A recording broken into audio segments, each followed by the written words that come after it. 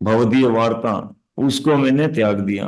और इस प्रकार अपना कर्म दोष से आपने डूबी नू, तो अपने ही कर्मों के दोष से अपने आप को डुबोया, है ना। लेकिन संसार में लोग क्या करते हैं, कुछ भी हुआ भगवान को दोष देते हैं, लेकिन दोष खुद का ही है। आगे कह रहे हैं, देखो सबसे बड़ा कारण कर्म बंधन का, सत्संग छाड़ी कहीं असत विलास, ते कारणे लागी लये कर्म बंध फांस। तो सत्संग छोड़कर असत्संग विलास किया, सत्संग को महत्व नहीं दिया और असत्संग को महत्व दिया, है ना। तो इसके कारण कर्म बंध फांस लगा। अब कोई अगर कभी जिज्ञासा उठे या आपको कोई पूछ ले, चलो आप तो सब जानते हो, आपको कोई अगर पूछ ले कि संसार में हम क्यों फंसे हुए हैं, इसका मूल रूट कोज क्या है, ये है रूट कोज, सत्संग न करना, है ना। सत्संग मतलब सत यानी शाश्वत, परमानेंट। तो जो भक्ति में लगे हैं वो शाश्वत होते हैं, है ना। ऐसे शुद्ध भक्त, ऐसे शुद्ध भक्तों का संग नहीं किया हमने, जिसके कारण, और सत्संग चढ़ी और असत विलास, असत संग में विलास किया, आनंद लिया, मजा किया, तो उसके कारण ये कर्म बंधन फांस लग गया। आगे कह रहे हैं, विषम विषय विषम विषय सतत खाइनु, विषय यानी इंद्रियों के जो विषय हैं, है ना, पांच इंद्रियों के पांच विषय है ना, रूप रस गंध शब्द स्पर्श। तो ये विषम विष है, मतलब ये सामान्य जहर नहीं है, ये बहुत ही हाई क्लास का टिपिकल पॉइजन है।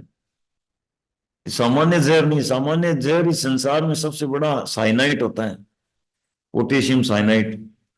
वो उसको मतलब टेस्ट करते ही पेट में भेजने की जरूरत नहीं, मुंह में लेते ही मर जाता है आदमी। अगर मुंह में चला गया तुरंत खत्म, है ना। वो ऐसे मतलब तुरंत फैल जाता है शरीर में और खत्म हो जाता है ना। तो वो लेकिन ये उसमें क्या होगा कि सबसे खतरनाक जहर में एक जीवन मरेगा व्यक्ति, वो इस जीवन खत्म हुआ, अगले जीवन में उसका कोई प्रभाव नहीं आएगा। लेकिन अगर इंद्रियों का विषय से जोड़ेंगे, है ना, ये जो इंद्रियों के जो विषय हैं उनको अगर हम खाएंगे, तो वो ऐसा पॉइजन है जो हमको अनेक अनेक जन्म जन्मांतर तक हमारे ऊपर उस पॉइजन का असर रहेगा। क्यों? क्योंकि जैसे ही इंद्रियों को हम भोगते हैं, प्रवृत्ति आ जाती है साथ में, अगली बार उसमें जुड़ने की प्रवृत्ति दृढ़ हो जाती है, आसानी से जुड़ता है। पहले जितना दृढ़ता उतनी दृढ़ता कम हो जाती है बचने की, और पहले जुड़ने में जितना रुचि थी वो रुचि और बढ़ जाती है।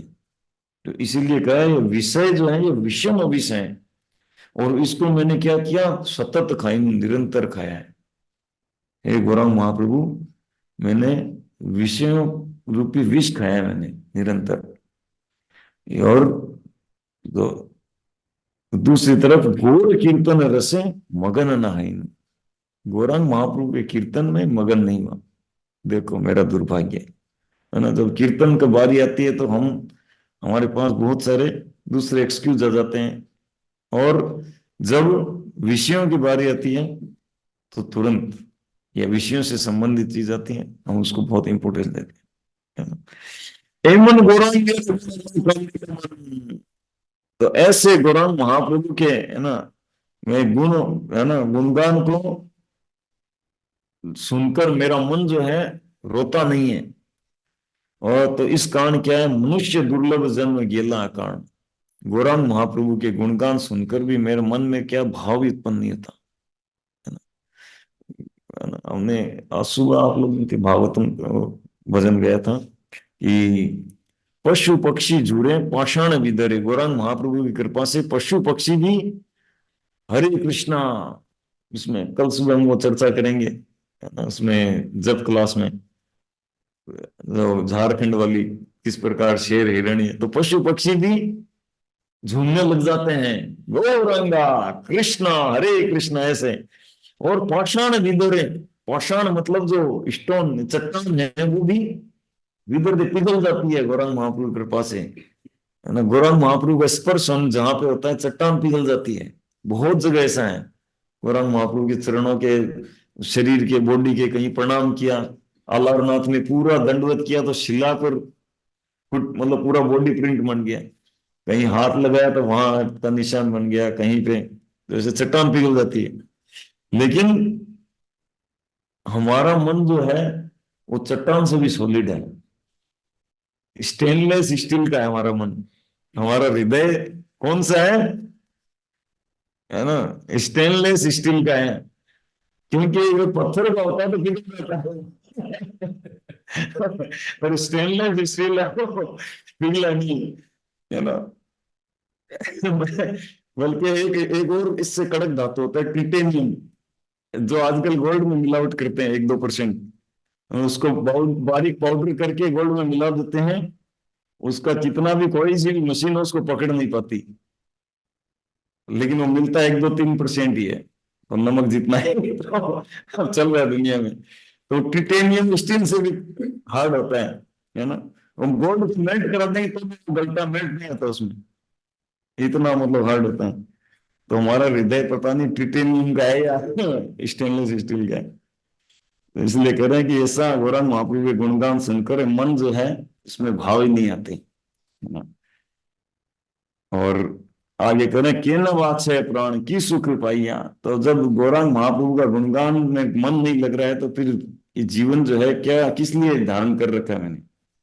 नरोत्तम दास के न ना गेलो मरिया, नरोत्तम दास ठाकुर कह रहे हैं कि मैं मर क्यों नहीं गया। जब गौरांग महाप्रभु के गुणगान में मन ही नहीं लग रहा तो फिर ये जीवन जो है जीना मरना एक ही बराबर है। ओके, तो हम कहाँ कौन से श्लोक तक चर्चा किए थे। 37, यस। 38, सुख दुखे समय कृत्वा, भगवत गीता अध्याय 2 श्लोक संख्या 38, आप लोग खोल लीजिए।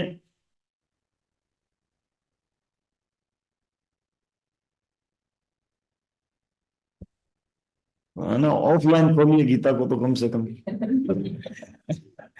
क्लास भले ऑनलाइन हो, गीता ऑफलाइन। सुख दुखे समय कृत्वा लाभ लाभ जय दाय युजस्व नैवं पापं शशि।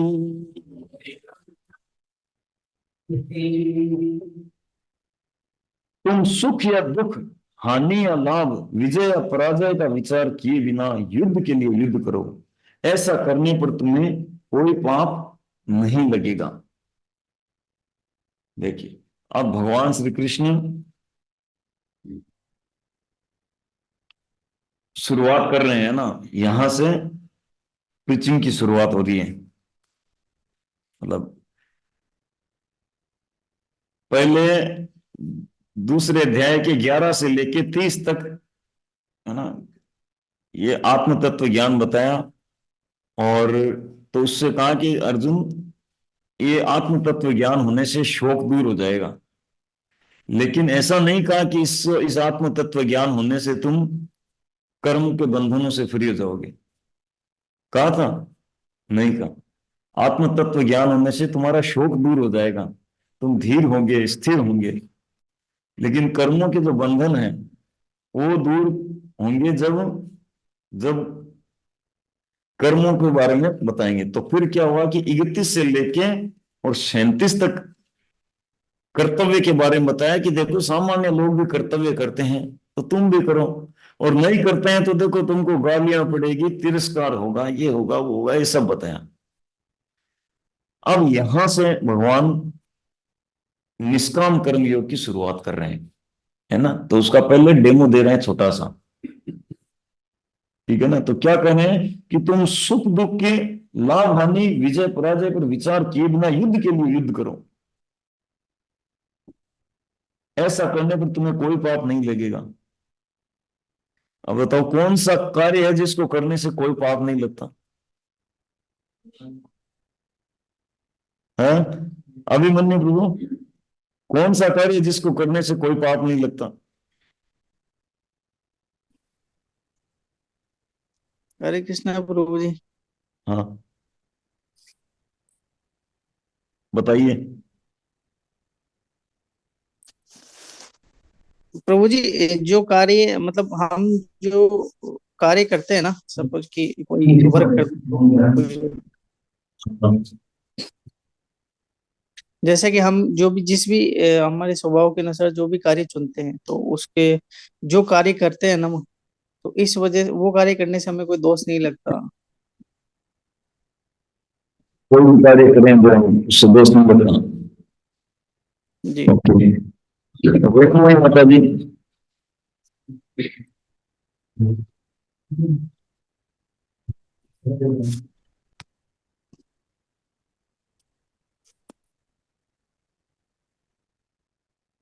अच्छा, इम्प्लॉय। अच्छा माता जी। हाँ, हरे कृष्ण प्रभु जी। हाँ, कौन सा कार्य है जिससे कोई पाप का, मतलब कोई उसका कर्म का बंधन नहीं होता?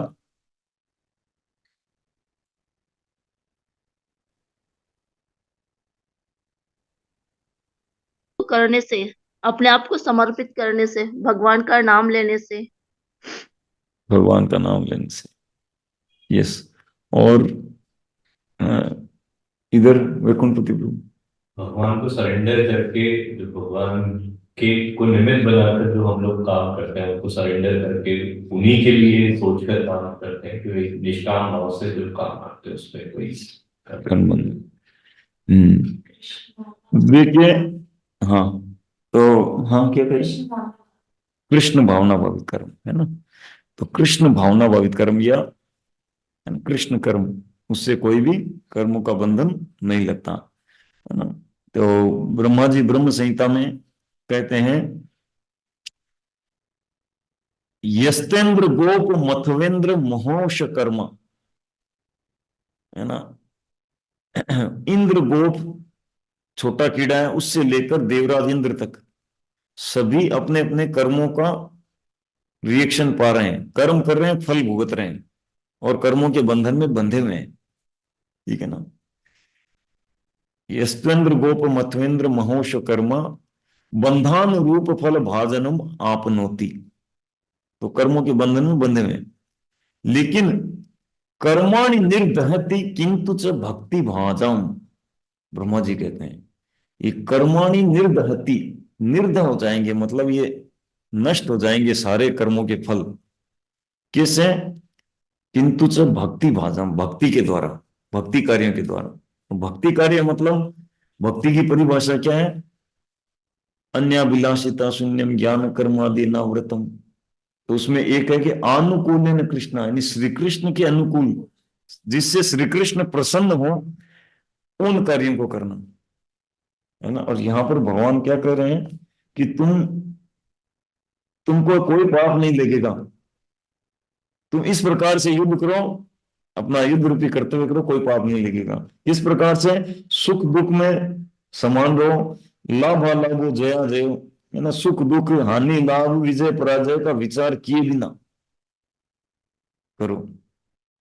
और यहाँ पर डायरेक्टली नहीं बोले कि तुम मेरी प्रसन्नता के लिए करो। इनडायरेक्टली बोल रहे हैं कि मेरी इच्छा के लिए युद्ध करो, तुमको कोई पाप नहीं लगेगा। क्योंकि अर्जुन ने पहले कहा था कि ये युद्ध करने से पाप लगेगा, नरक जाना पड़ेगा, ये होगा वो होगा। और अब भगवान शुरुआत कर रहे हैं। अब देखो, पहले तो आत्म तत्व ज्ञान बताया कि देखो, युद्ध होता भी है और होता है तो को आत्मा है, मरती नहीं है, शरीर जीवित रहता नहीं है, नश्वर है, आत्मा शाश्वत है। फिर कह रहे हैं, देखो नियत कर्म सामान्य लोग भी करते हैं। अब यहां से सामान्य लोग करते हैं, तो नियत कर्म को क्यों छोड़ रहे हो? सामान्य व्यक्ति भी नहीं छोड़ रहे, ये देखो ये लोग भी नहीं छोड़ रहे, कौरव लोग भी, और तुम छोड़ रहे हो। और अब यहाँ पर बता रहे हैं कि अब ठीक है, अब देखो तुमको बताता हूं कि तुम ऐसे करो जिससे तुम इस युद्ध जैसा घोर कार्य भी करो, करते हुए भी तुमको कोई बर्म बंधन नहीं लगेगा। तो उसकी शुरुआत कर दी है। ठीक है। श्लोक संख्या 39। एषा ते विहिता सांख्ये बुद्धि योगी तुम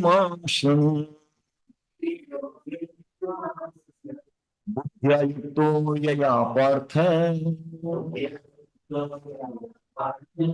कर्म बंधम प्रकाश्यसि। अभी भगवान यहाँ पर डिवाइड कर रहे हैं, है ना। मैंने वैश्लेषिक अध्ययन सांख्य द्वारा इस ज्ञान का वर्णन किया है। अब निष्काम भाव से कर्म करना बता रहा हूं, उसे सुनो। हे प्रतापुत्र, तुम यदि ऐसे ज्ञान से कर्म करोगे तो तुम कर्मों के बंधन से अपने को मुक्त कर सकते हो। तो यहां पर मैंने सांख्य बताया। सांख्य किसमें बताया? 11 से 30। सांख्य योग किसको बोलते हैं? वैश्लेषिक अध्ययन सांख्य द्वारा। बताइए आप। अनिल गुप्ता प्रभु, यहाँ भगवान वैश्लेषिक अध्ययन सांख्य का बता रहे हैं, इसका क्या तात्पर्य है? विस्तार से वस्तुओं के बारे में बताना होगी। ये तो स्कूल कॉलेज वाले बहुत विस्तार से बताते हैं, तो सब सांख्य पढ़ा रहे हैं।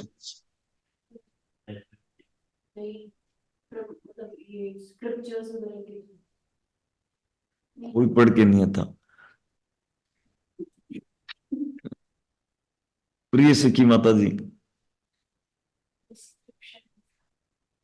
भगवान या सांख्य योग क्या?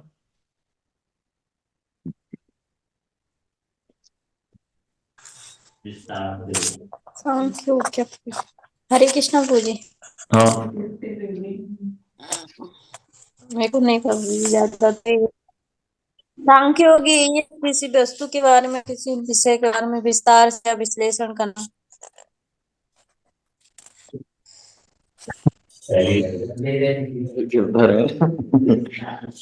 है ना। तो सांख्य योग मतलब आत्मा और पदार्थ को अलग अलग करके समझना ना, जिसमें पदार्थ कितने तत्व हैं वो समझाना या समझना, और आत्मा क्या तत्व है, यानी आत्मा और पदार्थ को अलग अलग करके तत्वतः समझना।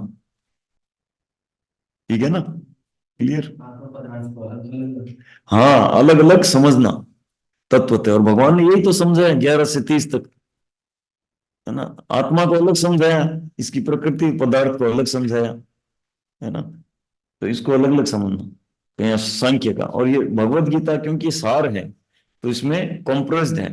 अब सांख्य योग का विस्तार से समझने के लिए भागवतम में तृतीय स्कंद में भगवान कपिल कई चैप्टर में समझाते हैं, कई कई पूरे चैप्टर सांख्य योग के ऊपर, बहुत डीपली, है ना। ओके, तो भगवान कह रहे हैं कि यहाँ मैंने वैश्लेषिक अध्ययन सांख्य द्वारा इस ज्ञान का वर्णन किया है। अब निष्काम भाव से कर्म करना बता रहा हूं, उसे सुनो। हे प्रतापुत्र, यदि तुम ऐसे ज्ञान से कर्म करोगे तो तुम कर्मों के बंधन से अपने को मुक्त कर सकते हो, है ना। तो अब भगवान हमको क्या करते हैं? निष्काम भाव से कर्म करना बता रहे हैं। ठीक है ना। भक्ति के प्लेटफॉर्म पर ले जा रहे हैं, पर पहले कह रहे हैं कि कोई संसार की कोई भी लाभ हानि जय पराजय इसका विचार किए बिना करो। और अब आगे बता रहे निष्काम कर्म योग, है ना। ठीक है। अब यहाँ पे दूसरा अध्याय का 40 नंबर श्लोक, इसमें ये निष्काम कर्म योग या बुद्धि योग या भक्ति योग, है ना।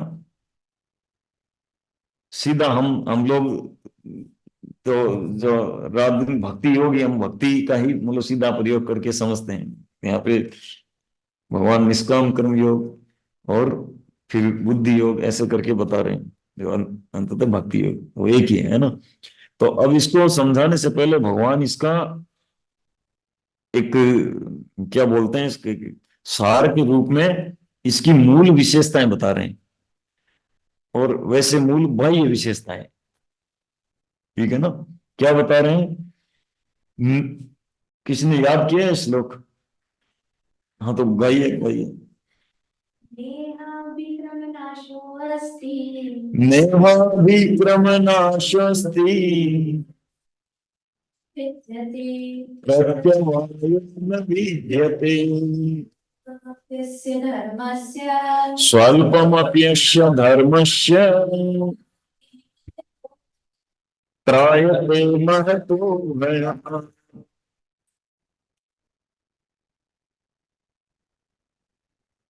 अनुवाद पढ़िए जोर से। इस प्रयास में न तो हानि होती है न ही हास, अपितु इस पथ पर की गई अल्प प्रगति भी महान भय से रक्षा कर सकती है। ओ रंगा, ठीक है, नेट तो 10 मिनट तक चालू रहेगा। Okay, current is gone here. तो यहाँ पर भगवान 3 विशेषताएं बता रहे हैं भक्ति की, है ना। पहला कह रहे हैं नेहा विक्रम नाशोस्ति, मतलब इस भक्ति योग का कभी भी नाश नहीं होता।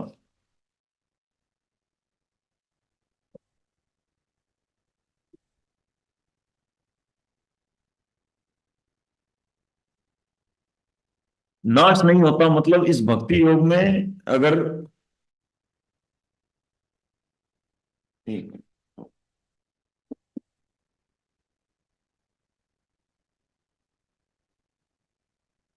मान लीजिए कोई जीवन में थोड़ी सी भक्ति की, 10%, 5%, 15%, 25%, अलग अलग, है ना, इतनी भक्ति करी और अब बुढ़ापा आ गया, अब आगे भक्ति नहीं हो रही, खाट पकड़ लिया, अब बस ये है कि ये जीवन में तो और भक्ति नहीं हो पाएगी, ठीक है ना। तो अब उसका मतलब वो जितनी प्रगति की हुई है उसका भगवान कह रहे हैं कि नेहा विक्रम नाशोस्ति, उस भक्ति में प्रगति की हुई उसका नाश नहीं होता। वो अगले जन्म में जैसे मान लो 25% इस जीवन में करिए तो अगले जीवन में 26 से शुरू होगा, ठीक है। तो ऐसे भक्ति का कभी भी नाश नहीं होगा। इसका एग्जाम्पल देखिए, अजामिल ने, है ना, बचपन में मतलब अपनी युवक अवस्था में थोड़ी भक्ति जो करी थी, बाद में वेश्या की संगति में आके चोर डाकू ये सब बन गया था, एकदम क्राइम बड़े बड़े करने लग गया था। लेकिन अंततः देखिए वो भक्ति जो है पुरानी करी हुई इसके फिर से काम आई, है ना। ऐसे बहुत से गजेंद्र, है ना, एक राजा थे, क्या नाम राजा का जो गजेंद्र बने थे, जो जगन्नाथ जी के उसमें कथा में आता है ना नाम, अभी मुंह पे नाम तो भूल रहा हूं।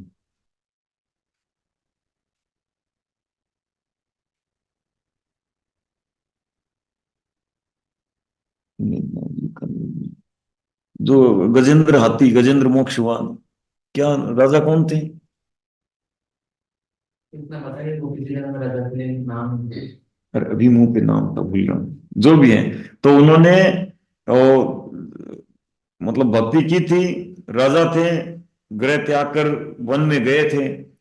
तो वशिष्ठ जी थे शायद, जो उधर जंगल से गुजर रहे थे, तो कोई अपमान हो गया, वो उन्होंने उनको आदर नहीं दिया। वो मतलब अपने उसमें भक्ति साधना में लगे हुए थे, वशिष्ठ जी आए तो उन्होंने उनको आदर सत्कार नहीं किया। तो वशिष्ठ जी ने श्राप दे दिया, रे तुम हाथी के जैसा बैठा है, लो हाथी बन जा। तो हाथी बन गए। और फिर क्या हुआ कि हाथी बन के अपने अनेक साथ में पूरे परिवार के साथ नदी में स्नान कर रहे थे। तो स्नान करते हुए अचानक नीचे से एक बड़ा मगरमच्छ ने पैर पकड़ लिया। अब पैर पकड़ लिया, उसके साथ युद्ध करे, पहले तो उसको बाहर ले आए, फिर वो खींच के अंदर ले गया। ऐसे करके युद्ध चलता रहा उनका आपस में, मतलब बताते हैं कि 1000 साल तक चलता रहा। 1000 साल, है? हाँ, राजा इंद्रदम्न ने, है ना।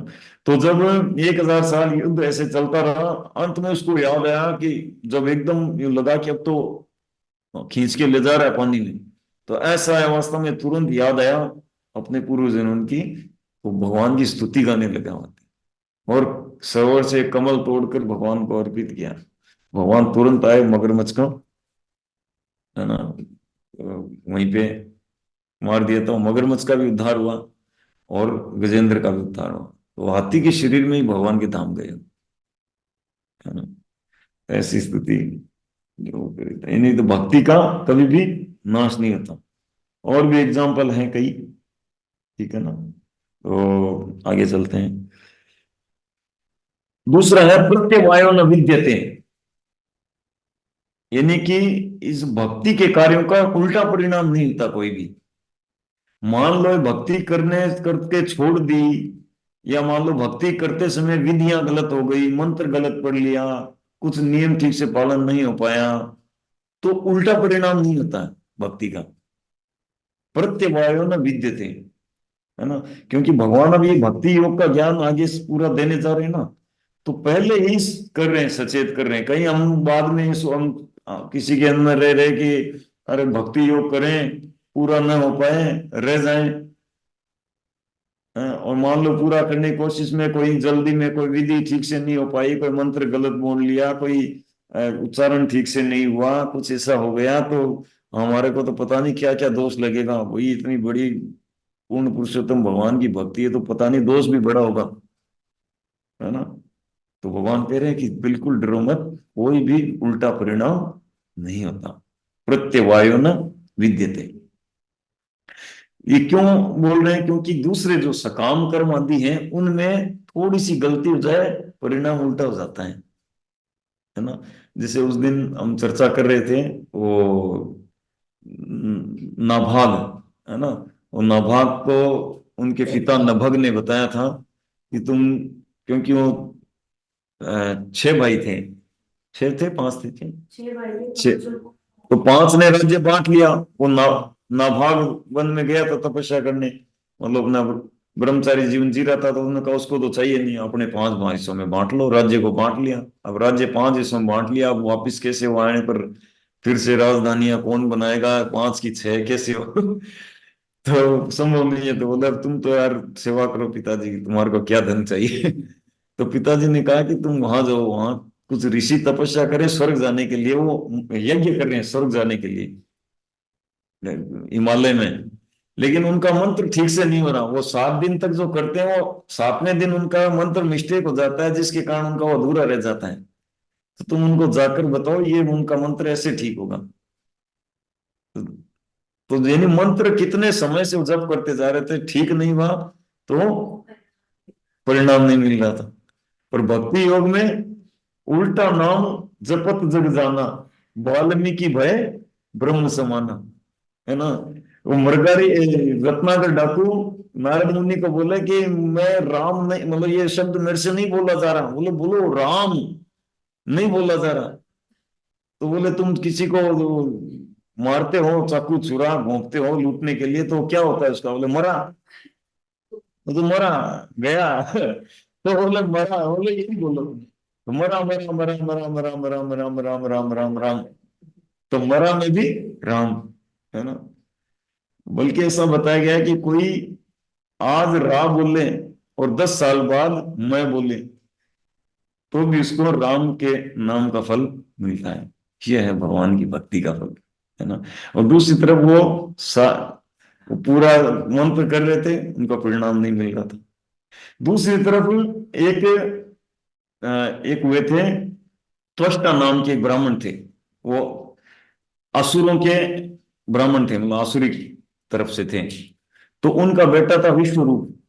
तो विश्वरूप को देवराज इंद्र को क्या हुआ कि एक बार देवगुरु बृहस्पति नाराज होकर चले गए। वो सभा में आए और देवराज इंद्र लगे रहे अपने ऑर्केस्ट्रा पार्टी में। तो देवगुरु बृहस्पति समझ गए कि ये मदोन्मत्त है, तो वो इसको सबक सिखाना चाहिए, तो चले गए वहां से। और जाके ऐसे गायब हुए, कहीं नहीं मिले। अब तुरंत जैसे ही गए तो वो सोचे और मिस्टेक हो गया, अब क्या करूं, अब क्या करूं। ढूंढे इधर उधर, गुरुजी कहीं मिले नहीं। और इसके कारण जब जैसे ही गुरुजी नाराज हुए, देवताओं का बल कम हो गया। और कम हो गया तो उधर बलि महाराज का बल बढ़ गया था, वो अटैक कर लिया। अटैक करके स्वर्ग आदि उनका हथिया लिया था, मतलब असुरों ने अटैक करके, जो भी है। तो फिर देवराज इंद्र गए ब्रह्मा जी के पास गए, बोले क्या करें क्या करें। तो कहा कि देखो मैं तुमको उपाय बता रहा हूँ, विश्वरूप नाम का ब्राह्मण है, उसके पास जाओ, वो तुमको यज्ञ कराएगा, उससे तुमको बल मिलेगा, और तब तुम कर पाओगे, ना। लेकिन देखो वो उसका थोड़ा असुरों के प्रति भी झुकाव है, उसको सहन कर लेना। ब्रह्मा जी ने इशारे में बताया। देवराज इंद्र आके उनके कहा आए, तो उसने विश्वरूप ने कहा कि अरे अरे आप तो हमारे मतलब गुरुजन जैसे हो, और हो तो बहुत रिस्पेक्ट किया। बोले क्या करना? बोले हाँ हाँ ये ठीक है। तो उनके लिए यज्ञ किया, नारायण कवच उनको बताया और करा के, और फिर कहा कि इस नारायण कवच के द्वारा आप शक्तिशाली होंगे। तो देवराज इंद्र को शक्तिशाली, शक्ति संपन्न हुई और असुरों के विरुद्ध युद्ध में जीत पाए। पर देवराज इंद्र को पता चला कि ये साथ साथ यज्ञ की आहुति अपने आसुरी पक्ष में भी दे रहा था, तो उससे गुस्सा होकर आए और उसकी गर्दन उड़ा दी। 3 सिर थे उसके, तीनों उड़ा दिए विश्वरूप के, है ना। तो जब ऐसा हुआ तब उनके पिताजी त्रष्टा त्रष्टा को गुस्सा आया, बोले कि ये ऐसा किया, है ना। हालांकि उसके कारण देवराज इंद्र को ब्रह्म हत्या का पाप लगा। तो पाप लगा तो फिर देवराज इंद्र ने उस पाप को 4 भागों में बांटा था और बदले में 4 वरदान दिए थे, है ना। अलग स्टोरी है ये। पेड़ों को, भूमि को, जल को और स्त्रियों को, ऐसे 4 भागों में दिया था और बदले में चारों को 4 वरदान भी दिए थे, ऐसे करके एक्सचेंज। हमारा पाप लो, हम आपको वरदान देंगे। वरदान दे महोदय। दे दिया। आपको पता नहीं वरदान। सुना ना, है ना। पेड़ों के बीच में पेड़ों का जो जूस होता है वो उसमें वो 25% पाप उसने लिया था, पेड़ों के जूस ने। जल के जो झाग होते हैं उन्होंने लिया, और भूमि जो है उसकी जो, उसमें जो गड्ढे होते हैं, भूमि की जो बंजरता है, वो बंजर भूमि ने 25% लिया, ठीक है। और यानी जो रेगिस्तान है उन्होंने, और स्त्रियों का जो मासिक पीरियड टाइम है ना, ये तो बोले कि ये चारों मतलब अशुद्ध माने जाते हैं, ठीक है ना। तो ये चारों चीजों में अशुद्धता रहती है। तो जल के जो झाग, अगर किसी जल में झाग है तो जल क्या है, अशुद्ध है, उसको कोई पीता नहीं है। झाग होते हैं मतलब पानी में अगर झाग है मतलब समझ जाओ कि ये अशुद्ध है पानी। और पेड़ का जो जूस है तो उसको ऐसे अशुद्ध मानते हैं। और मरुभूमि अशुद्ध है। रूपपाद जी कहते हैं कि मरुभूमि में जो ब्रह्म हत्या का पाप लगता है जिनको, उनको मरुभूमि में जन्म मिलता है ना। और स्त्रियों का जब पीरियड टाइम आता है तो उस टाइम वो अशुद्ध कहलाती है। उस टाइम वो उनके कोई भी पवित्र कार्य, भगवान की सेवा, पूजा, कुकिंग, ये सब नहीं करते हैं, ठीक है ना। बदले में चारों को वरदान दिया था। तो भूमि को वरदान दिया था कि भूमि में अगर जो खड्डे हो जाते हैं तो खड्डे अपने आप भर जाएंगे, है ना। और जल को क्या वरदान दिया था याद नहीं आ रहा, जल को और पेड़ का। और स्त्रियों को वरदान दिया था कि गर्भ अवस्था में भी वो संभोग का सुख ले सकती है, ये, ठीक है। तो ऐसे करके चारों को 4 वरदान भी दिए और वो भी दिए। तो तब क्या हुआ कि इधर त्वष्टा के, विश्व रूप के पिताजी त्वष्टा, उन्होंने गुस्सा हो गए, बोले कि ऐसा किया, अब तो मैं इंद्र को वध करने वाला यज्ञ करूंगा। तो यज्ञ कर रहे थे और यज्ञ में इंद्र शत्रु विवर्धस्य, तो इंद्र का शत्रु विवर्धस्य मतलब वो बढ़े ऐसा। तो लेकिन हुआ क्या, उच्चारण में मंत्र ठीक था पर उच्चारण गलत कर दिया। इंद्र, वो गुस्सा आ गया, बोले इंद्र शत्रु विवर्धस्य, यानी इंद्र रूपी जो शत्रु है वो विवर्धस्य, तो वो ज्यादा बढ़ गया। तो एक मंत्र उच्चारण में ऐसा उल्टा, तो सकाम कर्मों में ऐसा होता है, उल्टा परिणाम होता है। इंद्र रूपी मतलब इंद्र जैसा, इंद्र शत्रु है ना। इंद्र शत्रु विवर्धस्य ये हो गया। बोल तो ये रहे थे कि इंद्र का शत्रु बढ़े, है ना, वो बलवान हो, वो मतलब वो प्रकट होके ऐसा करे। लेकिन हुआ क्या कि इंद्र रूपी शत्रु विवर्धस्य हो गया, ठीक है। तो ऐसे, हाँ, कि जैसे पाप मिला जल को, तो इसमें भगवान जल को भी तो अपना एक स्वरूप बताते, तो उनको पाप कैसे मिला? मतलब विराट रूप का जो बताते हैं भगवान कहते हैं कि रसो अहम अपसु कुंते, मैं जल का स्वाद हूं, जल में जो स्वाद है वो मेरे डाला, ठीक है ना। पर भगवान को पाप नहीं लगता कभी। ऐसा थोड़ी कहा भगवान ने कि मैं जल ही में हूं, दूसरा नहीं हूं, मेरा मूल रूप जल ही है, ऐसा थोड़ी कहा। ऐसे बहुत से उन्होंने कहा कि मैं विद्वानों में शुक्राचार्य हूँ, बलवानों का बल हूँ। तो ये भगवान अपना बता रहे हैं, विभूतियों को बता रहे हैं कि ये सब मैं ही देता हूँ इन सबको, जल में स्वाद मेरे द्वारा दिया गया है, ये बता रहे हैं भगवान, है ना। तो इस तरह से उल्टा परिणाम हुआ। और जबकि भक्ति में थोड़ा सा भी कोई करे, या मतलब कैसा भी कोई करे, कुछ छूट गया, वो हो गया, कभी भी उल्टा परिणाम नहीं होता। ठीक है, ये बहुत इंपॉर्टेंट श्लोक है, हमेशा इस श्लोक को कंठस्थ रखना चाहिए। और आगे कह रहे हैं स्वल्पम अप्यस्य धर्मस्य त्रायते महतो भयान। अगर ये भक्ति का कार्य, ये कृष्ण भावनामृत का कार्य स्वल्पम थोड़ा सा भी हो गया, स्वल्पम थोड़ा सा भी अगर हो गया, तो त्रायते महतो भयान, महान भय से बचा देगा। तो महान भय क्या है? नहीं, भगवत से वापस आना। महान भय क्या है नीरज प्रभु? मृत्यु का डर, और कोई? मृत्यु से डरना प्रभु जी। नहीं, मृत्यु का डर है, उससे भी बड़ा एक और महान भय है। कृष्ण से देना। नहीं, मनुष्य से नीचे की योनि प्राप्त होना, मनुष्य शरीर से नीचे।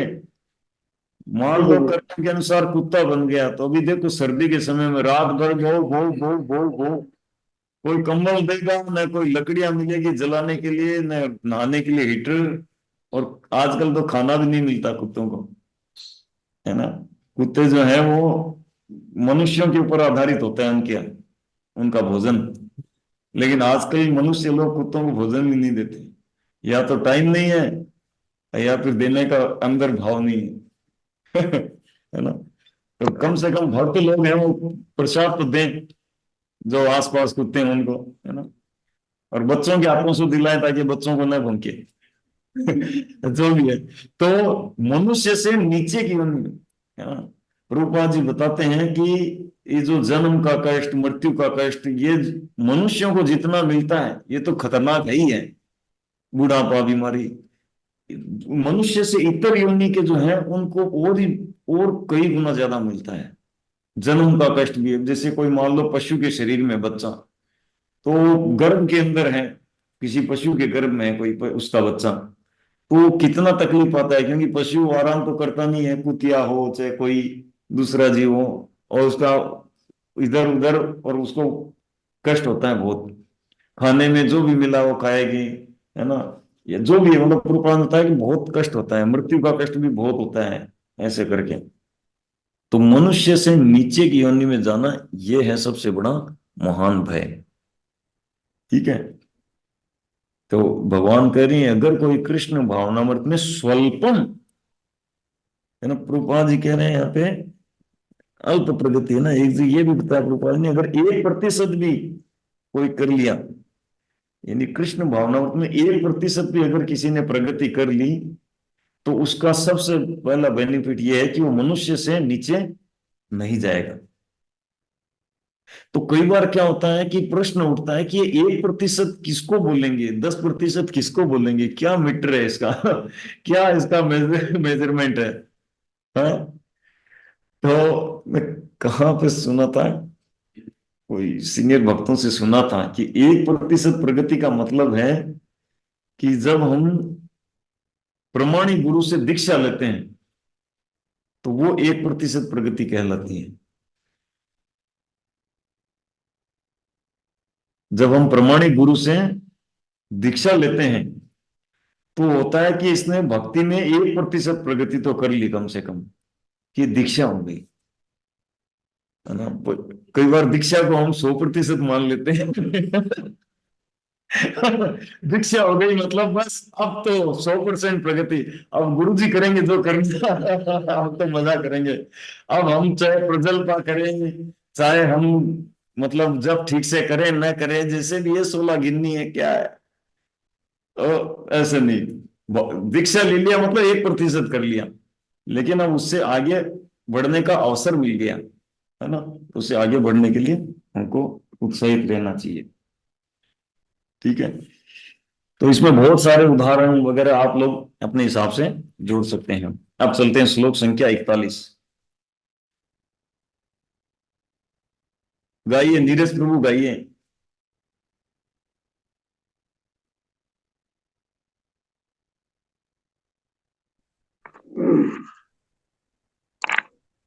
व्यवसायात्मिका बुद्धि रे कहे व्यवसायात्मिका कुंदन बुद्धि,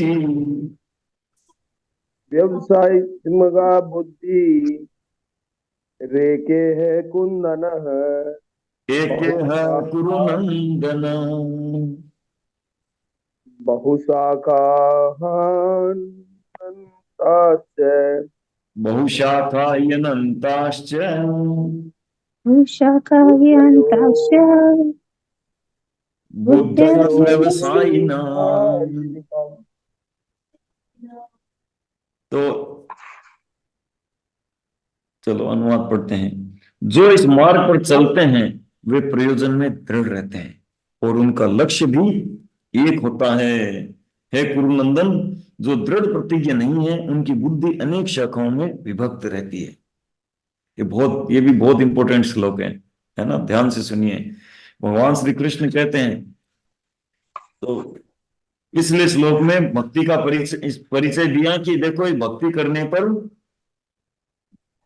कभी भी जितनी प्रगति कर ली वो कभी भी उससे बेगैर नहीं लगेगा कभी भी, कि 10% प्रगति कर ली तो अगले जीवन में 10 की 9 हो जाएगी, 8 हो जाएगी, है ना। जबकि भौतिक संसार में कोई भी हम प्रगति करते हैं, पूरा नहीं हो पाया तो रह जाएगा। पर भक्ति शुरुआत हो, बीच हो, एंड से पहले हो, जहां पर जितनी होगी वो उतनी रहेगी और उल्टा परिणाम नहीं होता।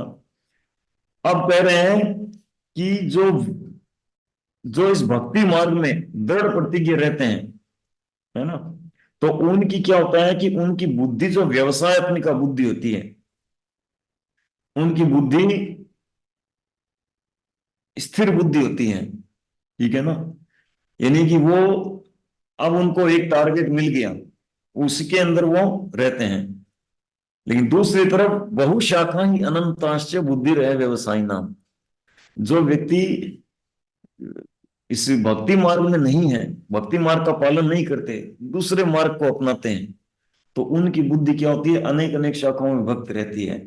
सोमवार को शिव जी, मंगलवार को बालाजी, बुधवार को गणेश जी, है ना, नवरात्र आए तो माता जी, और ऐसे ये क्या वो गणगौर आते ही गणगौर, तीज, ये वो कभी जाएंगे खाटू, कभी जाएंगे रणथंभौर, कभी कभी कहीं कभी कहीं। बहुत शाखा अनंता से अलग अलग विभिन्न विभिन्न शाखाओं में उनकी बुद्धि विभक्त रहती है। पर एक बार कृष्ण भावनामृत में कोई व्यक्ति जुड़ गया और कृष्ण भावनामृत के सिद्धांत को दृढ़ता से समझ गया, मतलब जो व्यक्ति चैंटिंग रीडिंग करता है, प्रॉपर सुनता है, भक्तों के एसोसिएशन में रहता है, जो फिलोसॉफी को समझ जाता है कृष्ण भावनामृत की, वो व्यक्ति क्या होता है, वो स्थिर हो जाता है कि अब यही करना है ना। अब हमारे, है ना, क्या मेरे तो गिरधर गोपाल दूसरो न कोई, मीराबाई की तरह, है ना, कि अब गिरधर गोपाल दूसरो न कोई, अब हमारे कृष्ण ही हमारे मालिक हैं और दूसरा कोई भी उनको उसमें नहीं जाना, वो उधर उधर नहीं जाते, है ना। लेकिन अगर कोई कृष्ण भावनामृत में अपना कर भी दूसरी तरफ इधर उधर जाते रहते हैं, तो उनके लिए भगवान कहते हैं कि बहुशाखा, वो बहुशाखाओं में उनकी बुद्धि जाती रहती है ना। ये दूसरे शब्दों में व्यवसाय शब्द का अर्थ होता है दृढ़ता से, है ना। जैसे प्रभुपाद जी ने तात्पर्य में देखिए पहले ही, ये दृढ़ श्रद्धा की कृष्ण भावनामृत द्वारा मनुष्य जीवन की सर्वोच्च सिद्धि प्राप्त कर सकेगा, व्यवसायत्मिका बुद्धि कहलाती है। तो ये दृढ़ श्रद्धा, व्यवसायत्मिका मीन्स जो अपने उसमें, मतलब जिसकी श्रद्धा जो है श्री कृष्ण के प्रति एकदम सॉलिड है, तो वो व्यक्ति एक ही है, कुरुनंदन है। हे कुरुनंदन अर्जुन, वो एक ही है, वो एक मार्ग में सीधा रहेगा। यानी कि वो पेड़ सीधा आगे बढ़ेगा। जैसे भक्ति लता, भक्ति को एक लता के साथ तुलना किया गया है चैतन्य चरितामृत में।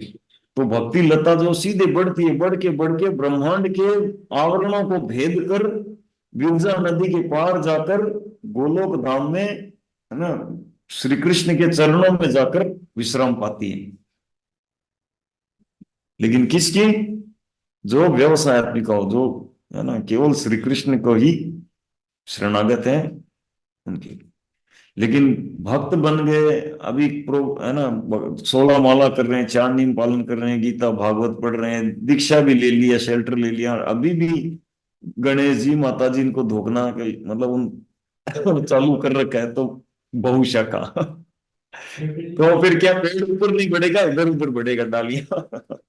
जैसे टेम्पल तो जा सकते हैं, लेकिन मतलब जैसे उस सोच के साथ नहीं जाए, जैसे कई बार किसी रिलेटिव के साथ आपको। हाँ, ऐसे कोई दिक्कत नहीं है, टेम्पल जाने में कोई दिक्कत नहीं है।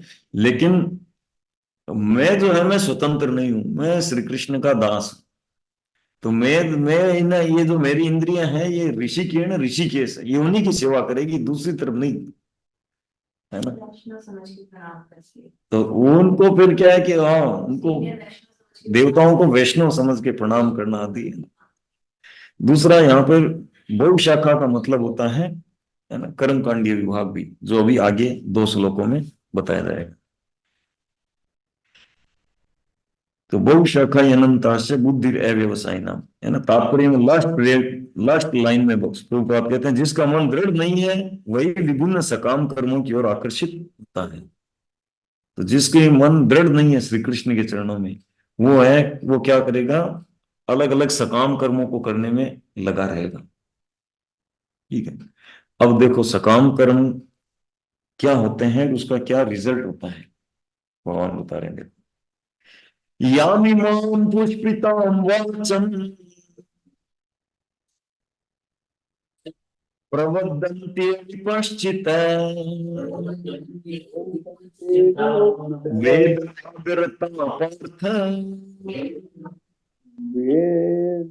नान्यतस्तीति वादिन कामकान स्वर्ग परा जन्म कर्म फल प्रदान क्रिया विशेष बहुला ऐश्वर्य गति प्रति। अल्पज्ञानी मनुष्य वेदों के उन अलंकारिक शब्दों के प्रति अत्यधिक आसक्त रहते हैं जो स्वर्ग की प्राप्ति, अच्छे जन्म, शक्ति इत्यादि के लिए विविध सकाम कर्म करने की संस्तुति करते हैं। इंद्रिय तृप्ति तथा ऐश्वर्यमय जीवन की अभिलाषा के कारण वे कहते हैं कि इससे बढ़कर और कुछ नहीं है। तो इन 2 श्लोकों में 9 पॉइंट हैं जिन पर हम समझेंगे फटाफट, ठीक है ना। तो पहला है वेदवाद विपश्चित है। यहां पर भगवान इन 2 श्लोकों में बता रहे हैं, जो सकाम कर्मी होती है ना, उनके बारे में बता रहे हैं, ठीक है ना। तो किन की चर्चा हो रही है?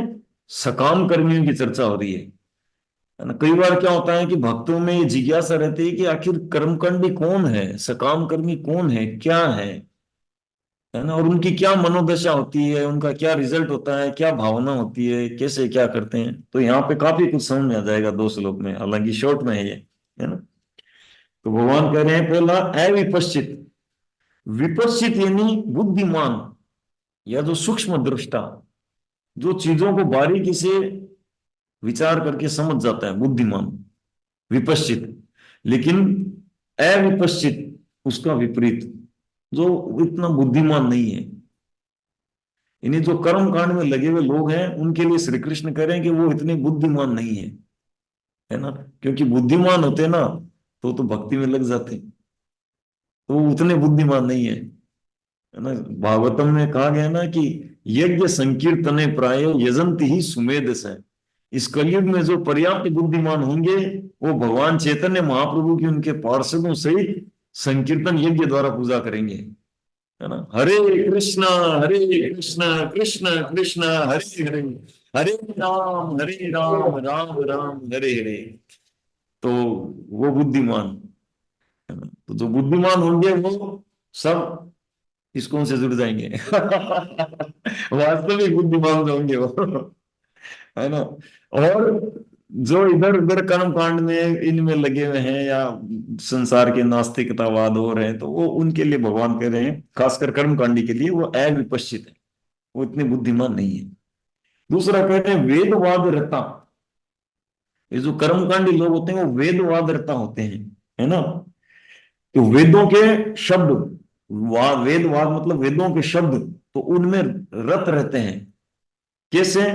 वेदों में क्या है कि कर्मकांडीय जो विभाग है, उस कर्मकांडीय विभाग को पकड़कर और उसमें रहते हैं कि वाह, इस देखो इसमें क्या बताया गया है, इसमें क्या बताया गया है।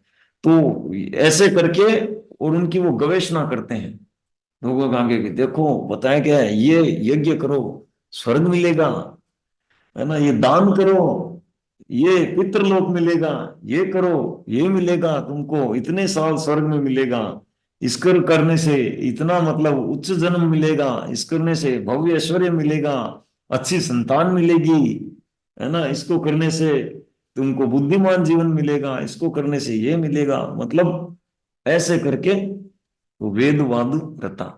तो वेदों के जो ये कर्मकांडी विभाग को पकड़कर उनमें रत रहते, ठीक है। और नान्यत अस्ति इति वादिन, अब इनको वेद वेद के वादों को पकड़कर और लोगों को कहते हैं कि देखो ये है सर्वोच्च, यस कर्मकांड यही तो है सर्वोच्च, हाँ इसको करो, यही इसको करने से देखो ये मिलेगा, इसको ये मिलेगा, स्वर्ग की प्राप्ति होगी, ये मिलेगी वो मिलेगी, यही सर्वोच्च है, इससे बढ़कर कोई नहीं है।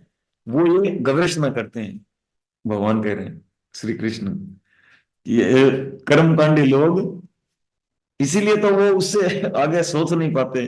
पहली बात वो अविपश्चित, इतने बुद्धिमान नहीं है ना, बुद्धिमान है लेकिन वो वाली बुद्धि नहीं है। दूसरा वेदों में वेदवाद उनके, वेदों के उनको उन्हीं में मग्न रहते हैं कि अरे वाह ये, अरे वाह ये, अरे वाह ये कहा कर्म कांड को पढ़ पढ़ के, और फिर दूसरों को भी ये गवेषणा करते हैं कि देखो ये है असली, है ना। हम कहते हैं कि देखो भक्ति ही सर्वोच्च है, वो कहते हैं कर्म कांड सर्वोच्च है। श्री कृष्ण बता रहे हैं। और कामात्मा है, तो ये सब ऐसा क्यों? क्योंकि कामात्मा है, वो कामनाओं के द्वारा उनकी आत्मा ने, मतलब उनका जो मुख्य स्वभाव होता है कामनाएं पूर्ति करने के लिए रहता है, कि इससे ये कामना पूरी होगी, ये कामना पूरी होगी, ये कामना पूरी होगी, मैं राजा बनूंगा, मैं देवता बनूंगा, मैं चंद्रलोक, सूर्यलोक, पितृलोक, है ना, स्वर्ग लोक, ये प्राप्त होगा, है ना। कामना है बहुत, मेरे को ऐसे भोग की वस्तुएं मिलेगी, बहुत ऐश्वर्य मिलेगा ऐसे। और स्वर्ग परा मतलब स्वर्ग मिलेगा, स्वर्ग स्वर्ग, अरे स्वर्ग, ऐसे गवेषणा करते हैं, है ना। तो भगवान बता रहे हैं कि ऐसे ये 5 उनकी क्वालिटी कर्मकांडी की। और ये कर्मकांडी विभाग के 4 बातें बताई है भगवान ने।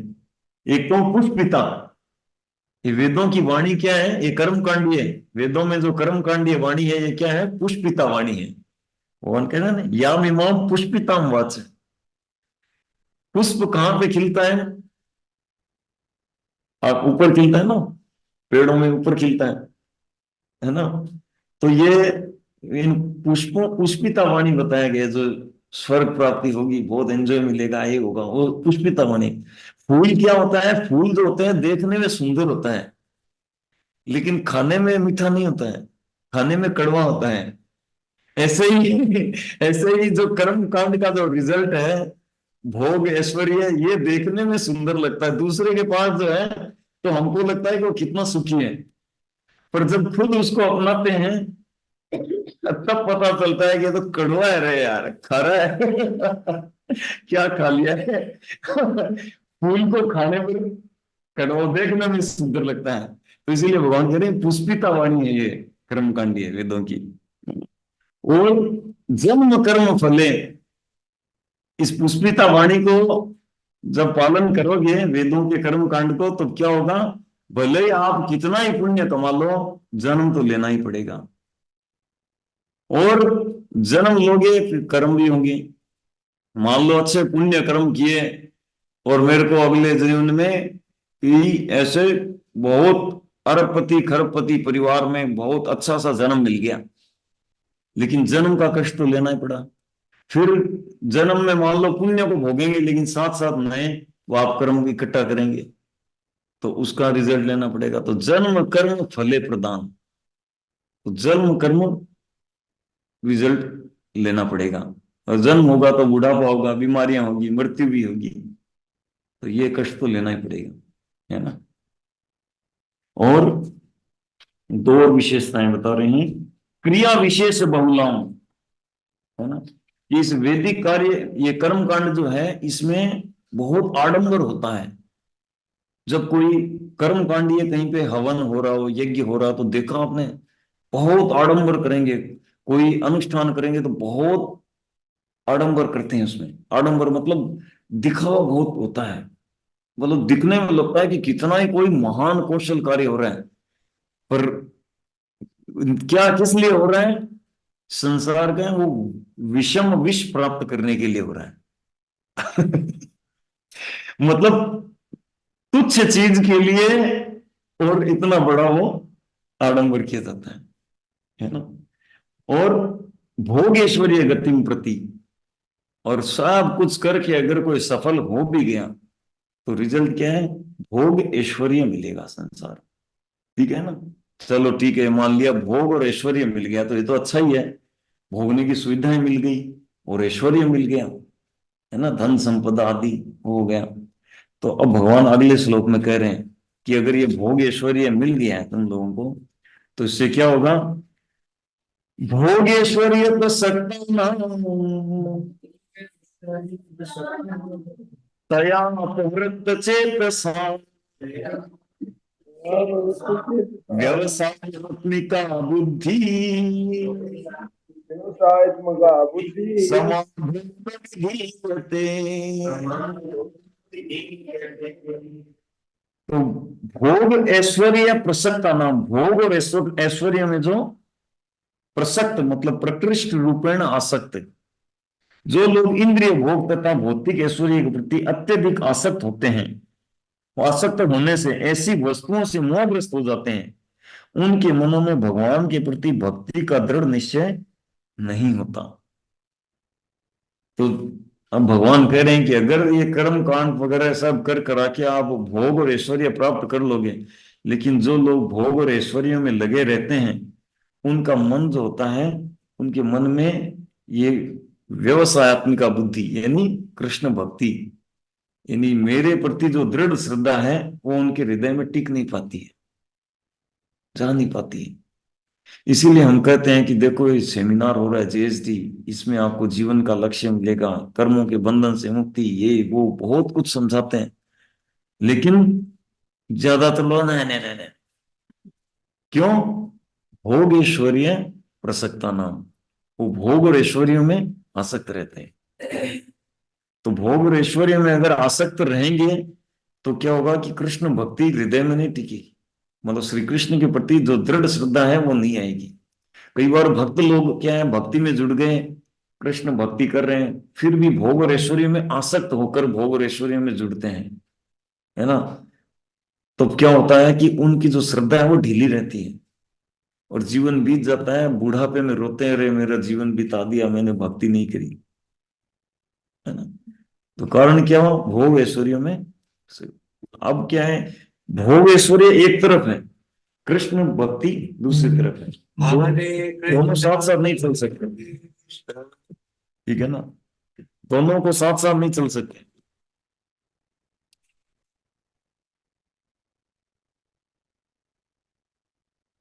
ठीक है, तो भोग ऐश्वर्य प्रसक्ता नाम और तया अपहृत, और इससे क्या भगवान कह रहे हैं कि इससे चेतना अपहृत हो जाती है, मतलब हमारा जो चित्त है, हमारी जो बुद्धि है, वो किडनैप हो जाती है, जो विवेक है हमारा चित्त, वो किडनैप हो जाता है। यानी आत्मा आत्मा का कार्य नहीं करता। जब भोग और ऐश्वर्य में प्रसक्त हो जाता है, तब आत्मा क्या करता है? मन और इंद्रियां जैसा करवाती है वैसा करता है। ये मन कहता है कि इधर जाना है, ये करना है, ये भोगना है, ये खाना है, ये सोना है, ये करना है, वो करना है। हाँ हाँ हाँ हाँ, ठीक है ठीक है, हाँ हाँ हाँ, उसके साथ हो लेता है। चलो तुम कह रहे हो वैसा ही कर लेता हूँ। क्यों? क्योंकि खुद का तो दिमाग काम कर नहीं रहा, चित्त अपहृत हो गया, किडनैप्ड हो गया। हाँ ना, ये विशेष, ये श्लोक बहुत इंपॉर्टेंट है। मेरे को याद है, मैं भगवत गीता 2009 में पढ़ना शुरू किया था, तो जब ये श्लोक पढ़ा तो मैं इसको कई दिनों तक पढ़ता रहा। मैंने कहा ये क्या, हम तो कहाँ लग रहे हैं, है ना। मेरी 2008 में शादी हुई थी, और एक साल बाद मतलब ये गीता हाथ में भोगेश्वरी प्रसन्न। अब मैं श्यामा करेंगे, अरे देख भगवान क्या कर रहे हैं, अरे हम क्या मतलब देखो, अरे। और फिर मेरे एक दोस्त, हमारे एक मित्र हैं, श्याम सुंदर बंधु प्रभु। तो वो क्या है, वो अपना ज्वेलरी बना के लाते थे, और मैं ब्रोकर था, उनका माल बिकवाता था ब्रोकरेज के रूप में। तो हम लोग साथ साथ घूमते थे। तो जैसे वो आए यहाँ 3 दिन 4 दिन रुके, तो हम लोग क्या 3 दिन 4 दिन पूरा दिन साथ में रहना, भोजन भी साथ में खाते थे। तो मैं उनको, वो हमारे मित्र एकदम खास क्लोज हो गए। तो मैं उनको बताया, मैंने कहा देखो आपको पता है राज की बात, बताओ, एक तरफ ले जाके एकांत में ले जाके उनका पता, भगवान श्री कृष्ण गीता में 2.44 ऐसा कहा है। अच्छा, तो वो भी मेरे साथ ढल गए, बोले अच्छा ऐसा क्या, उनका हाँ ऐसा, हम क्या कर रहे हैं, कौन लगे हुए हैं, ऐसा करके 2 4 दिन तो बातें की। तो वास्तव में ये बहुत ही, इसीलिए दूसरा अध्याय को क्या है, गीता का सार। ये सार एक एक श्लोक में मोटी मोटी शिक्षाएं दी हुई है ना। तो ये श्लोक हमको बहुत जरूरी है कंठस्थ करना, और इसकी शिक्षाएं को याद रखना है। देखो, भोगेश्वरीय प्रसक्ता नाम तया अपहृत चेतसाम, अगर भोगेश्वर में आसक्त हुए तो उसके द्वारा चेतना अपहृत, अपहृत अपहृत यानी अपहरण किया हुआ, किडनैप किया हुआ। भगवान भी देखो कैसे कैसे शब्द का इस्तेमाल लेते हैं। चेत अपहृत चेतसाम, तो चेतना जो है किडनैप हो जाती है। तब क्या है, व्यवसायत्मिका बुद्धि समाधो न विधीयते, ऐसे व्यक्तियों के मन में ये भक्ति वाली श्रद्धा नहीं टिकती है। बहुत इंपॉर्टेंट है ना। ओके, तो यहां रखते हैं, अब 45 से चर्चा करेंगे आगे। और किसी का कोई प्रश्न हो इसमें तो बताइए, फिर हम श्री लोचनदास ठाकुर के बारे में 5 मिनट चर्चा करेंगे। आज उनका आविर्भाव दिवस है। मुझे आपने बोला ना कि कोई हानि नहीं होगी कुछ भी हो, आप जो समझा रहे थे उस समय, हाँ तो कैसे भी बोलो कैसे भी करो, हाँ हाँ है ना। तो वो और अपराध अलग है, रसना अपराध, वो चीजें अलग है। हाँ, यहाँ हानि का रिजल्ट क्या होता है, इस भौतिक संसार की जो है ना दुर्गति प्राप्त होना, वो नहीं होगा। लेकिन अपराध का फल किसको मिलता है, आत्मा को मिलता है। आत्मा का जो सुख है, कृष्ण भावनामृत कर रहे आस्वादन, उसमें बाधा आ जाती है अपराध करते ही तुरंत। अपराध शब्द बना है, अपराध है ना, अप और राध, राध मतलब राधा रानी, और अप यानी दूर। जैसे ही हम अपराध करते हैं, है ना, चाहे ये 10 नाम अपराध में से कोई भी हो, और तो इससे क्या होता है कि हम राधा रानी की कृपा से हम दूर हो जाते हैं। राधा रानी की कृपा से ही हम नाम ले पाते हैं, भगवान के प्रति हम अट्रैक्ट हो पाते हैं। और अपराध करते ही क्या होता है कि राधा रानी अपनी कृपा खींच लेती है।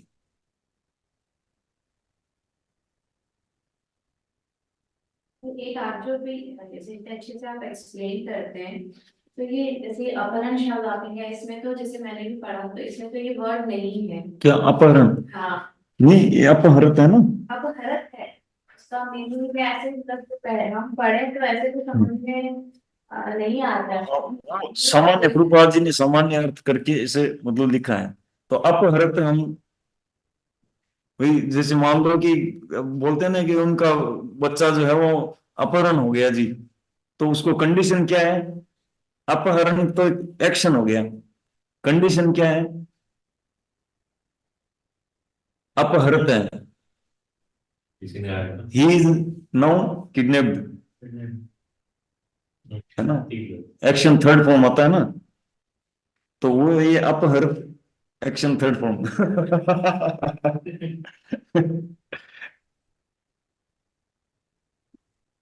वो इसमें क्या है, जैसे हम सीनियर भक्तों से सुनते हैं ना, तो भगवत गीता की टीका जो है, जैसे श्रील प्रभुपाद ने लिखी, तो उनसे पहले श्रील विश्वनाथ चक्रवर्ती ठाकुर, श्रील बलदेव विद्याभूषण, श्रील श्रीधर स्वामी, श्रील जीव गोस्वामी, है ना, ऐसे और आचार्य ने जो टीका लिखी है, तो जो कुछ सीनियर भक्त हैं, वो सीनियर भक्त क्या है, उन अन्य आचार्यों की टीका में पढ़ते हैं, तो वो उनके आधार पर बताते हैं। प्रभुपाद जी ने क्या है कि सब आचार्यों की टीकाओं को लेकर फिर सामान्य लोगों के लिए समझ आ सके उस हिसाब से वो ऐसा उन्होंने प्रस्तुत किया। नहीं तो पूर्ववर्ती आचार्यों की टीकाओं को, ये जो ग्रंथ है प्रस्तुत करे, उनको जब पढ़ने जाएं तो नया व्यक्ति पढ़ेगा तो थोड़ी देर में बोर होकर बंद कर देगा, वो नहीं समझ पाएंगे। तो श्रील प्रभुपाद जी ने सरल भाषा में, मतलब आधुनिक अभी वर्तमान जो लैंग्वेज है उसमें उन्होंने कर दिया। हाँ, रेणु भव्य माता जी, यस माता जी। हरे कृष्ण प्रभु जी। प्रभु जी आवाज आ रही है मेरी? हाँ हाँ, जी प्रभु जी, ये भक्ति की 3 विशेषताएं लिखा रहे थे, आपने 2 बताई, तीसरी कौन सी बताई थी? जैसे एक तो है कि इस, मतलब भक्ति का जो काम कार्य की, मतलब भक्ति में जो प्रगति करी गई है वो नष्ट नहीं होती, बेगैर नहीं जी जी लगता। जी। ठीक है ना, अगर शरीर हाँ। समाप्त हो गया, जीवन समाप्त हो गया, तो वो उतनी रहती है, अगले जन्म में उससे आगे से शुरू होगा। हम्म। और दूसरा, उल्टा परिणाम नहीं होता। जी। तीसरा? तीसरा है कि अगर थोड़ी सी भी कर ली तो मनुष्य शरीर से नीचे शरीर प्राप्त नहीं होगा। ठीक है प्रभु जी, ठीक है, ठीक है, थैंक यू प्रभु जी। हरे कृष्णा प्रभु जी। यस प्रभु जी। प्रभु जी, जैसे हम लोगों से डिस्कस करते हैं तो वो तो कहते हैं कि हम हनुमान जी की हनुमान चालीसा पढ़ ली, यही हमारी भक्ति हो गई। वो आगे आना ही नहीं चाहता, जैसे हम इस्कॉन में आने की बात करते हैं या अभी जेएसडी में आने की बात करते हैं, तो इसके लिए क्या है प्रभु जी? नहीं, इसके लिए देखो, हम आगे तीसरा अध्याय में पढ़ेंगे ना, तो वहां पर 2 श्लोकों में श्री कृष्ण कहते हैं कि जो सकाम कर्म में लगे हुए लोग हैं, उनकी बुद्धि को भेदना नहीं चाहिए कि अरे तुम क्या कर्म कांड ये कर रहे हो, छोड़ो इसको, क्या देवताओं की पूजा कर रहे हो, छोड़ो उसको, ऐसा नहीं बोलना। उनको हम्म। मना नहीं करना, उनको पहले भक्ति के कार्यों में लगाना, भक्तों के संग में लाना, और उनको बोलना है, हाँ, वो बोले ना मैं ये करता हूँ वो करता हूँ, हाँ ठीक है, आप जो कर रहे हैं करिए, साथ साथ ये हरे कृष्ण महामंत्र भी करिए, साथ साथ भक्ति का कार्य भी करिए, है ना। तो उनकी बुद्धि नहीं ठीक। भेदनी। और दूसरी बात, अगर कोई भक्ति में नहीं जुड़ना चाह रहे तो समझ लो कि वो भोगेश्वरी के द्वारा प्रसक्त है, तो इसमें हम क्या कर सकते हैं, तो हमको और दूसरा व्यक्ति ढूंढना चाहिए जोड़ने के लिए। ठीक। ठीक है प्रभु जी।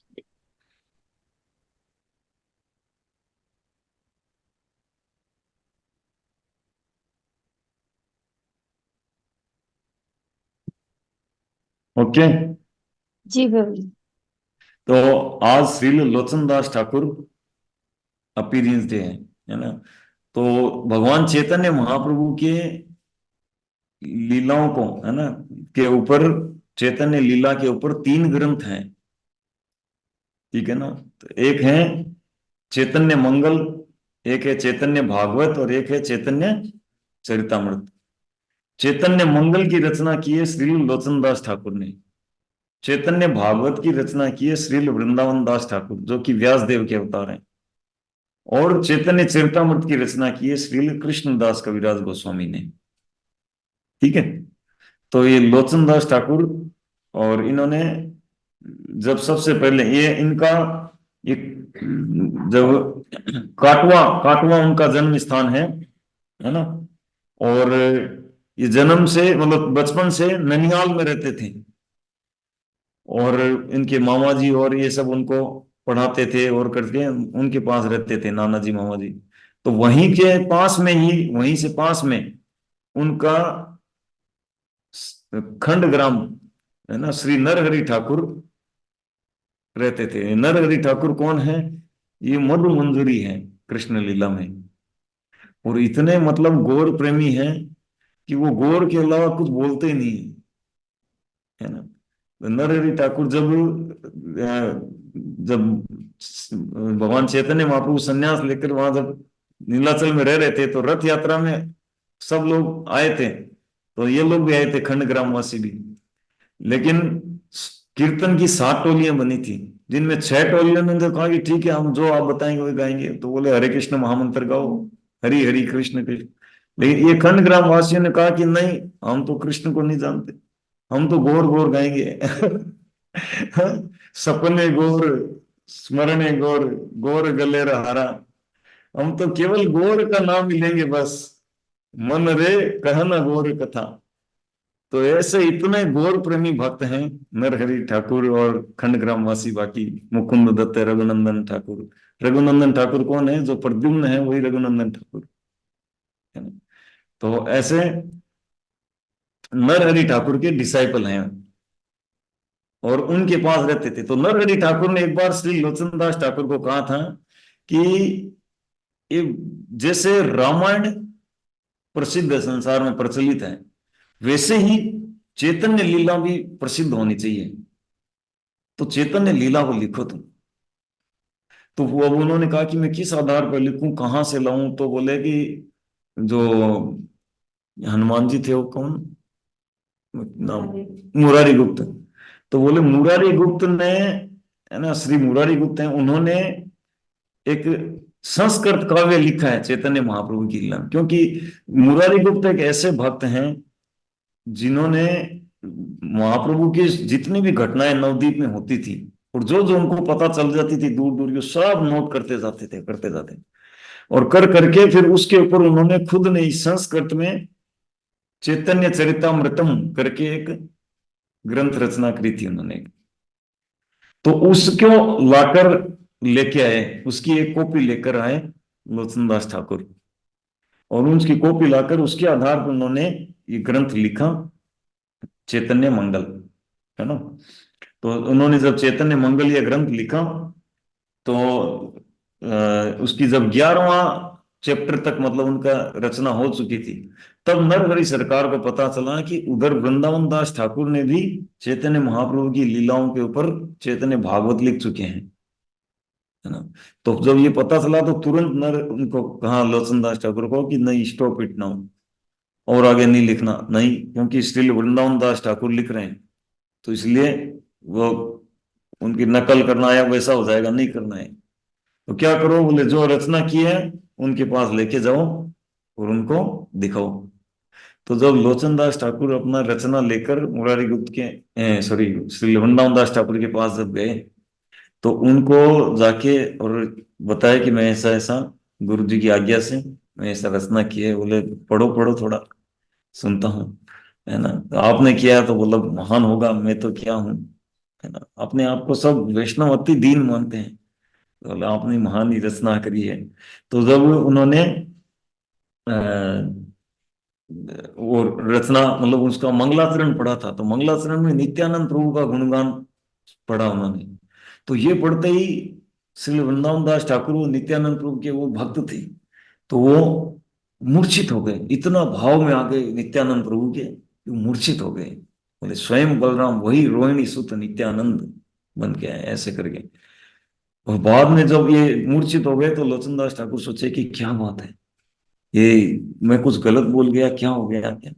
बाद में जब वो होश में आए, है ना, ऐसे भाई है आवेश में आए, तब तब उनको आलिंगन कर लिया। बोले क्या रचना किया है लोचन तुमने, क्या रचना किया है, आनंद आ गया। और फिर पूरा उन्होंने सुना, सुनो सुनो सुनो, पूरा सुना। और सुनने के बाद कहा कि वास्तव में ये ग्रंथ, उस समय उन्होंने अपने ग्रंथ का नाम, श्री वृंदावन दास ठाकुर ने अपने ग्रंथ का नाम पहले चैतन्य मंगल रख रखा था, ठीक है ना, चैतन्य मंगल नाम से ग्रंथ था। लेकिन बाद में जब उनकी वो रचना वो सुनी और सुनकर कहा कि वास्तव में इस ग्रंथ का नाम चैतन्य मंगल होना चाहिए, तो उनका नाम चैतन्य मंगल रखा, अपने ग्रंथ का नाम चैतन्य भागवत रखा। है ना। तो चैतन्य मंगल जो है बहुत ही मतलब ऐसे विशेष ग्रंथ है। तो एक बार क्या हुआ कि श्री लोचनदास ठाकुर अचानक एक व्यक्ति आया और उनके गुरु जी के पास आया और आकर बोला कि ये आपका जो चेला है ये ब्रह्मचारी नहीं है, मैरिड है। बोले मैरिड है कैसे? बोले ये जब 5 साल का था तब मेरी बेटी से इसकी शादी हुई है। हाँ, तो बोले कि इसको आप मतलब भेजो, देखो ये उचित नहीं है, धर्म विवाह हुआ, आप तो धर्म के विरुद्ध थोड़ी जाएंगे। तो धर्म, ये उसकी धर्म पत्नी है, अब इंतजार कर रही है, उसको भेजो कि वो लेने आए। वो लेने नहीं आ रहा, उसको पिताजी को बोला, पिताजी ने कहा कि वो लड़के वो तो मिलता ही नहीं है, कहाँ है, वो तो भक्ति में लगा रहता है, तो भेजो उसको। तो फिर नरहरि सरकार ने कहा कि देखो ये सच है तुम्हारा? बोले कि पता नहीं, मैं तो छोटा था भाई। अब खेल खेल में कोई हाथ पकड़ के अब क्या करा होगा, हम क्या जानते हैं उस समय। तो बोले जो भी है, जो हो गया भोग है ना, कृष्ण की इच्छा समझ गए। बोले गुरुजी मेरा इच्छा नहीं है, मेरे को नहीं फंसना। बोले कि देखो तुम जाओ, गौरांग महाप्रभु तुम्हारी रक्षा करेंगे। बोले ठीक है। तो वो ससुर जी तो पहले चले गए थे, बाद में वो गए थे, है ना। तो लोचन दास ठाकुर उस गांव में गए और बहुत साल पहले बचपन में गए थे। तो अभी जाके, है ना, तालाब में वो माताएं पानी भर रही थी, तो वहां पर एक माता जी थे, तो बोला थोड़ा जल भी पिला दो। जल पिया, फिर कहा कि माता जी ये इनका ये श्रीमान का घर कहाँ है? अपने ससुर जी का घर पूछा नाम लेकर। तो बोले अच्छा उनके घर जाना है? बोले चलो मेरे साथ चलो। तो वो घर ले गए, और घर ले गए तो फिर वो मिले उनसे, बोले ओ हो आओ आओ, आओ, ऐसे करके फिर, और वो उनको फिर विदाई की तैयारी करी। बोले कि देखो वो आपका, उसको अपनी बेटी को दुल्हन सजाकर और लाए कि बोले देखो ये है आपकी। बोले अरे ये तो माता जी है। बोले ये अभी मैंने तालाब में पानी पिया, इनको माता जी करके, ये तो ये मैं इन विवाह नहीं कर सकता, इन जिनको मैं माता करके संबोधित किया उनसे मैं विवाह, ना ना ना ना, ऐसा नहीं हो सकता। अब वो बोले कि अरे तुम क्या भैया तुम्हारी पत्नी ऐसे कोई भूल में बोल दिया तो माता जी हुई क्या? बोले और नहीं नहीं मैं, और उनको तो वैसे ही निकलना था, वो सोचे इस बहाने से पीछा छूट जाए तो। बोले, अरे तो वो फिर उन्होंने कई वैष्णव को बुलाया कि अरे आओ, है ना, ऐसे बुलाओ भेजकर, गांव के वैष्णव ब्राह्मण पंडितों को और को दूर से बुलाया। तो सबने समझाया कि बोले ऐसे एक बार कहने से और तो ऐसा नहीं होता है ना, क्या माता जी लगे।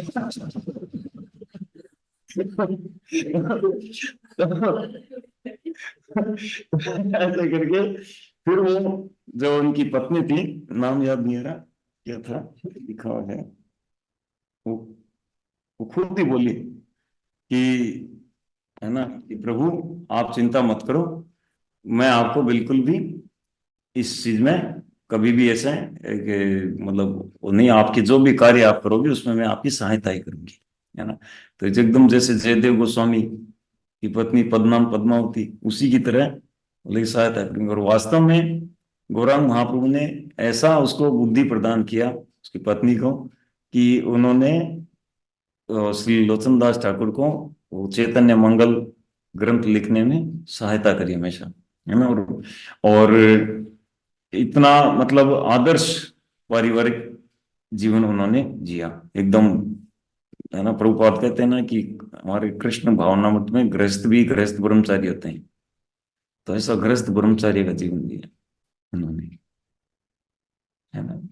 जैसे जयदेव गोस्वामी वो गृहस्थ थे, देख दूसरों के लिए, लेकिन गृहस्थ ब्रह्मचारी, है ना? दोनों गीत गोविंद में आनंद रहते थे हमेशा, ऐसे ही ये रहते थे। तो श्रील लोचनदास ठाकुर आविर्भाव दिवस की जय, श्रील प्रभुपाद की जय, निताई गौर प्रेमानंद हरि हरि।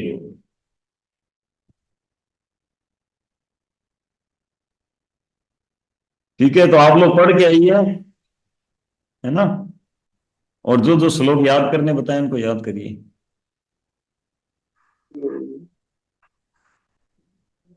ठीक।